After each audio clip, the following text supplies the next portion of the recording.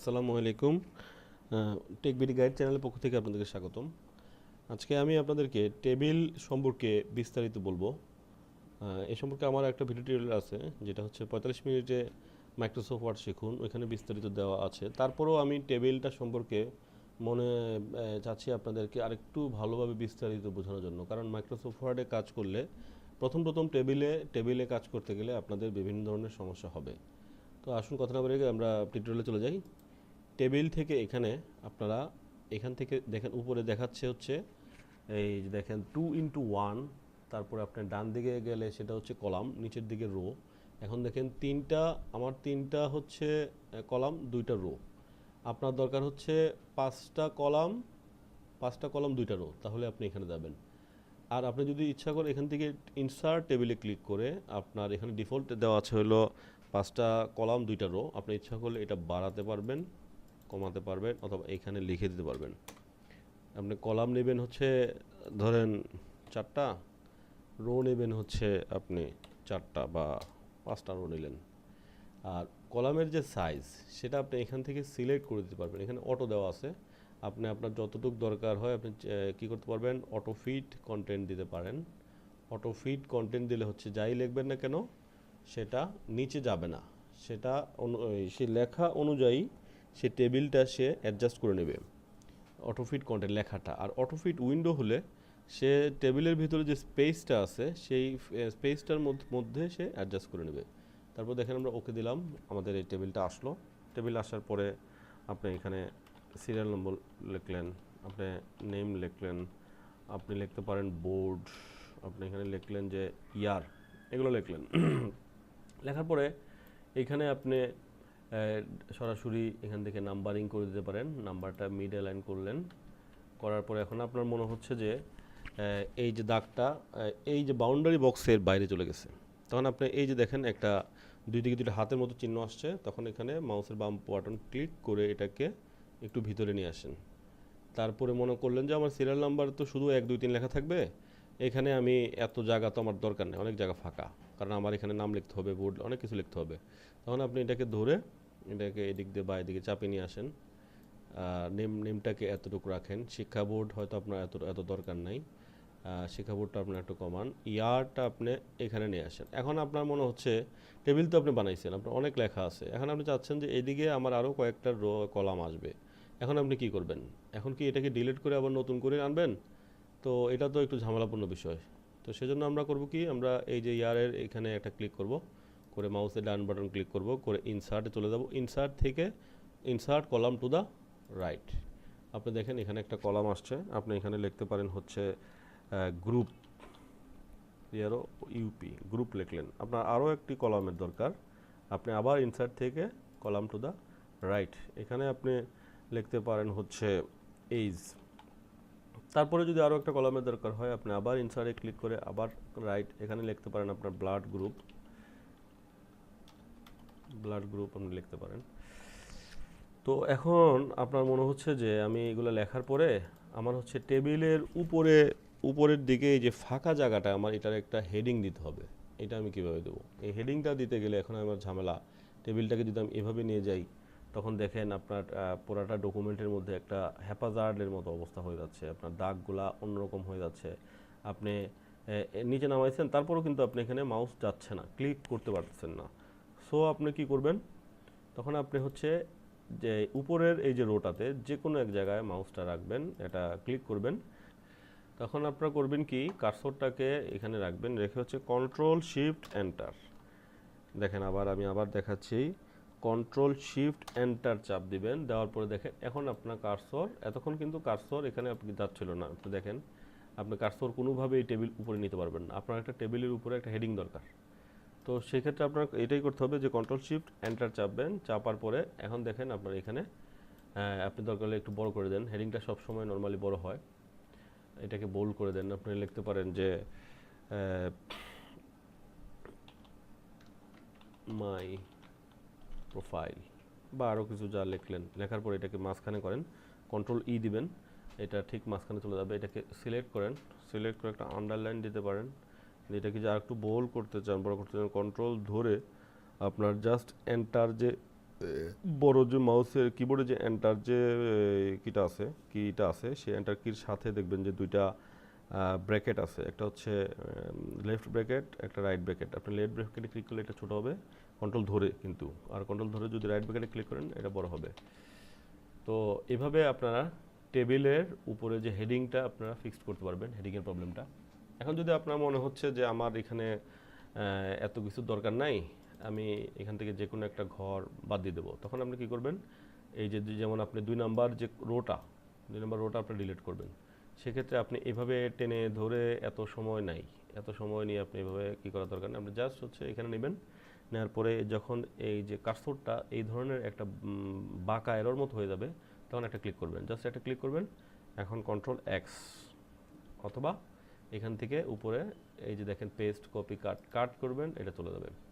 আপনি যদি rho delete করতে চান, রো ডিলিট করার জন্য জাস্ট রো দাগের উপরে নেবেন, নেওয়ার পরে দেখেন কার্সরটা একটু নিচের দিকে ডাউন এর মতো হয়ে যাচ্ছে, তখন এটাতে ক্লিক করবেন, কন্ট্রোল এক্স, অথবা এখান থেকে কাট, এটা চলে যাবে। তারপরে আপনারা যদি আপনাদের যে আরও এখানে নিচে কি দরকার হয়, রো দরকার হয়, তখন দুইভাবে রো বাড়াতে পারেন। যেমন এখানে আপনার 4টা রো আছে, টোটাল 5টা রো, একটা হেডিং রো তো আমার দরকার নেই, কিন্তু এই যে 4টা রো আছে এটা আমার হচ্ছে না, আমার আরও রো লাগবে। তখন অটোমেটিক্যালি বাড়াতে হলে আপনার হচ্ছে ট্যাব যদি ক্লিক করতে থাকেন, এটা অটোমেটিক্যালি বাড়তে থাকবে যদি ট্যাব ক্লিক করেন। আর আপনি চান যে আমার এইখানে কিছু লেখা আছে, আমার এইটাতে কিছু লেখা আছে, এইখানে কিছু লেখা আছে, এটাতে ক্লিক করে লেখা আছে, এটাতে একটু লেখা আছে, এখানে কিছু লেখা আছে। এখন আপনি চাচ্ছেন যে আমার ঠিক এইটার নিচে আরেকটা রো দরকার, এইটার নিচে যদি আপনার আরেকটা রো দরকার হয়, তখন আপনারা এই জায়গায় রাখবেন। দেখেন হচ্ছে 2 নম্বর রোর একদম লাস্টে টেবিলের বাইরে একটা ক্লিক করবেন, কার্সরটা দেখেন ব্লিঙ্ক করতেছে, কারণ আপনি এন্টার চাপ দিলে দেখেন এখানে আরেকটা রো ক্রিয়েট হয়ে গেছে আপনার। সেমভাবে আরও যদি রো দরকার হয়, এবার পাশে রাখবেন, এন্টার চাপ দেবেন, পাশে রাখবেন, এন্টার চাপ দেবেন, রো ক্রিয়েট হতে থাকবে। তারপর আপনার যদি মনে হয় যে আমার এই বোর্ড লেখাটার যে কলামটা, এই কলামটার আমার বাম দিকে আমার আরেকটা রো লাগবে, কলাম লাগবে, তখন আপনারা হচ্ছে এইখানে মাউসটা এই কার্সরটা রাখবেন, রাখার পরে মাউসের ডান বাটন ক্লিক করে insert column to the left, দেখেন এই বোর্ডের বাম দিকে একটা কলাম ক্রিয়েট হয়ে গেছে। আচ্ছা, এখন আপনারা টেবিল কিভাবে এডিট করতে হয় এটা শিখছেন। টেবিল যখন এডিট করা শিখলেন, এবার আপনাদের লাগবে হচ্ছে, আপনারা যখন এইভাবে লিখবেন, এই যে সিরিয়ালটা কিন্তু এটা কিন্তু অটোমেটিক আসতেছে এখান থেকে। এখন আপনি যদি আরেকটা আমরা টেবিল নেই, আরেকটা টেবিল নেওয়ার পরে এখানে আবার আমাদের সিরিয়াল দরকার, তখন আমরা এখান থেকে সিরিয়ালটা সিলেক্ট করে দিলাম। এখন দেখেন আপনারা কিন্তু এই যে আর্টে শেষ হয়ে গেছে, এটা কিন্তু একটা নির্দিষ্ট একটা সাবজেক্ট, এটা শেষ। এখন যখন আবার নতুন করে শুরু হচ্ছে, এখানে আপনি আরেকটা হেডিং দিবেন, এখানে আপনি অন্য কিছু লিখবেন, এখানে আপনি প্রোফাইল না, এখানে লিখবেন যে আপনার ক্যারিয়ার আপনি এখানে লিখতেছেন, কিন্তু এখানে আবার 9 থেকে শুরু হচ্ছে, তাহলে জিনিসটা একটু দৃষ্টিকটু, জিনিসটা খারাপ দেখা যাচ্ছে। কিন্তু আপনি চাচ্ছেন যে এখানেও 1 থেকে শুরু হবে, তাহলে আপনি কী করবেন, সেক্ষেত্রে আপনাকে যেটা করতে হবে, এই যে দেখেন যে এখানে 1 2 3 শো করতেছে, এটার নাম হচ্ছে নাম্বারিং, এই অ্যারোটাতে ক্লিক করবেন, অ্যারোতে ক্লিক করে হচ্ছে আপনি এই যে দেখেন এখানে নাম্বারিং ডকুমেন্ট নাম্বার ফরম্যাট, এটাতে ক্লিক করবেন, এটা নতুনভাবে শুরু হবে। এখন আপনি এটাকে ইনলাইন করে দেন, ইনলাইন করেন, আবার আপনার উপরের অংশটাতে এখানে আবার আপনাকে হচ্ছে এই জিনিসটা আপনার আবার লাগবে, আপনি তখন কপি করে নিয়ে আসেন, কপি করে এটা এখানে বসিয়ে দেন, বসিয়ে দেওয়ার পরে দেখেন আপনার এখানে যে 1 ছিল অটোমেটিক্যালি নিচে চলে গেছে। এখানে আমার হচ্ছে কলামের হয়তো একটু বেশ কম আছে, দেখেন ব্লাড গ্রুপের পরে আবার সে সিরিয়াল নাম্বারটা নিয়ে নিয়েছে, আপনার এটা দরকার নাই, ডিলিট করেন। আপনি এখন উপরে টেবিলের সাথে এটাকে অ্যালাইন করবেন, এভাবে টান দিয়ে ধরে একটা লাইনের সাথে, এগুলো কিন্তু আপনাদের লাগবে। আপনারা যদি ভালোভাবে শিখেন, আপনারা যখন প্রফেশনাল অফিসে কাজ করবেন, তখন এই যে মাইক্রোসফট ওয়ার্ডের এই ফরম্যাটিংগুলো আপনাদের খুবই দরকার হবে। সো আমি বলবো যে টিউটোরিয়ালটা খুব ভালোভাবে দেখলে আপনারা টেবিল সম্পর্কে এক একজন উস্তাদ হয়ে যাবেন, খুব ভালোভাবে দেখবেন টেবিলটা। এখন টেবিল আপনারা এডিট ফরম্যাটিং সব করা শিখছেন। এখন টেবিলের হচ্ছে কালারটা আপনারা চেঞ্জ করতে চান। কালার কীভাবে চেঞ্জ করবেন? কালার চেঞ্জ করতে হলে আপনাকে এই যে একটা দেখেন এখানে একটা বক্স দেখা যাচ্ছে, বক্সের ভিতরে একটা প্লাস চিহ্নের মতো দেখা যাচ্ছে। এই এই জায়গাটায় যখন একটা কার্সর প্লাস দুদিকে দুটো প্লাস চিহ্ন আসবে, একটা ক্লিক করবেন। করার পরে এখন মাউসের রাইট বাটনে ক্লিক করার পরে আপনি চলে যাবেন হচ্ছে টেবিল প্রপার্টিস। টেবিল প্রপার্টিস থেকে আপনারা চলে যাবেন হচ্ছে বর্ডার অ্যান্ড শেডিংয়ে চলে যেয়ে আপনারা এই যে কালার দেওয়া আছে, কালার থেকে এটাকে ইয়েলো করে দেন, কি বলে গ্রিন করে দেন। দেখেন এটা গ্রিন হয়ে গেছে। তারপরে গ্রিন আপনারা অন্য কোনো কালার লাল দিতে চাইলে লাল দেন। অ্যাপ্লাই টু টেবিল, এটার যে উইথ আছে এটাকে বাড়াতে চাইলে আপনারা বাড়াতে পারবেন। দেখেন টেবিলটা কত মোটা হয়ে গেছে। তারপরে আবারও যাওয়ার পরে এখানে টেবিলের রোটা আপনি এখানে allow to break across pages, আপনার যে রো চলে যাবে হচ্ছে যখন যখন আপনার শেষ হয়ে যাবে, সেকেন্ড পেজে চলে যাবে, অনেক লেখা অনেক কন্টেন্ট, তখনও সেটা ক্যারি করবে। এই ধরনের এটা দেখাচ্ছে। তারপর কলাম দেখেন সেল আছে, এটা এখান থেকে প্রেফার যদি কমিয়ে দেন, এটা প্রেফার যে সাইজ আছে 6:9, এটাকে ইচ্ছে হলে আপনি বাই ডিফল্ট হচ্ছে 6:9, আপনি ইচ্ছে বাড়াতে কমাতে পারবেন। তারপর অ্যালাইনমেন্ট আপনি সেন্টার থেকে করতে, এখন কিন্তু টপ থেকে অ্যালাইন হচ্ছে, হ্যাঁ উপর থেকে কিন্তু এই লেখাগুলো অ্যালাইন হচ্ছে, আপনি এটাকে সেন্টার থেকে অ্যালাইন করতে পারবেন। তারপরে আপনি যদি এখান থেকে বর্ডার এন্ড শেডিংয়ে আপনি যদি শেড দিতে চান, মানে একটা ফিল দিতে চান টেবিলের মধ্যে, সেটাও দিতে পারবেন। আপনি দেখেন টেবিলের ভিতরে একটা ফিল চলে আসছে। আপনি যদি চান টেবিলের কিছুই থাকবে না, টেবিলটা জাস্ট টেবিল থাকবে, বাট কোনো ডিজাইন থাকবে না, কোনো কালার থাকবে না, তখন আপনি করবেন কি, প্রথমে হচ্ছে ফিলটা তুলে দেন নো কালার। তারপর হচ্ছে চলে যান হচ্ছে বর্ডার থেকে এখান থেকে চলে যান হচ্ছে সরি কোথায় গেলাম, এই কালার থেকে হচ্ছে সাদা করে দিতে পারেন, আর এখান থেকে পয়েন্টটা একটু কমিয়ে দিতে পারেন। ওকে, এখন কিন্তু আপনার টেবিল আছে, বাট সেটা এখন শো করতেছে না, ঠিক আছে। তারপরে যদি আপনি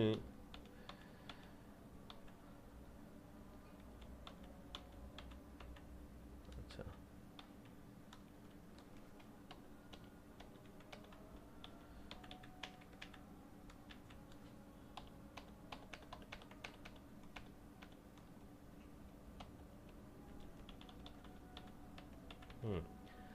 এখন টেবিল সম্পর্কে আশা করি আপনাদের আর কোনো প্রবলেম নাই।